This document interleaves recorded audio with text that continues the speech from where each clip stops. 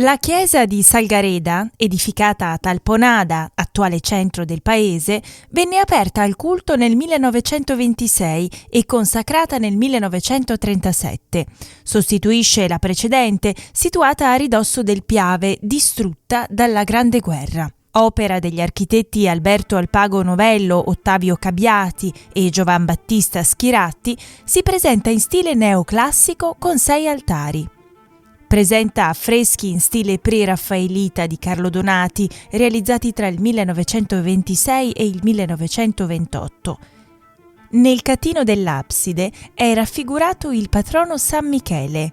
Il rosone lacunare della navata ha l'Assunta, copatrona della chiesa. La cappella, che accoglie le statue di Francesco Rebesco, raffigura San Giovanni che battezza Gesù.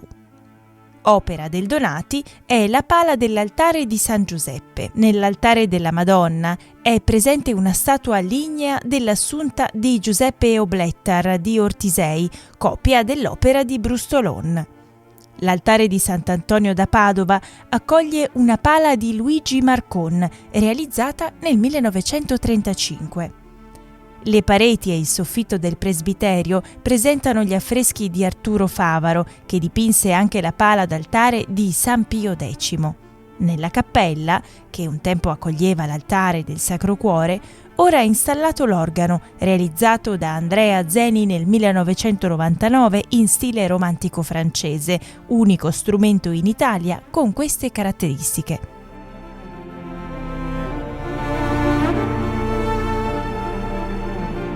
L'attuale chiesa di Candolè, ultimata nel 1536, sorge sul sedime di una precedente del XIV secolo, dedicata a San Giorgio. Intitolata all'Assunta, nel 1837 tale dedicazione venne cambiata a favore della Natività di Maria. In quell'anno venne rimossa la pala esistente e sostituita con il relativo altare dalla Nascita di Maria del bellunese Giuseppe Xais, proveniente da una chiesa soppressa. Pur non essendo un edificio pertinenziale a una villa, conserva al suo interno le tombe dei patrizi Correr. L'attuale chiesa di San Martino a Campobernardo fu progettata dall'architetto Augusto Baitello in stile cristiano antico, reinterpretato secondo il gusto di inizio Novecento. Costruita nello stesso sito della precedente, distrutta dalla Grande Guerra, venne ultimata nel 1924. Esecutore dell'apparato decorativo della chiesa è Giovanni Zanzotto di Pieve di Soligo.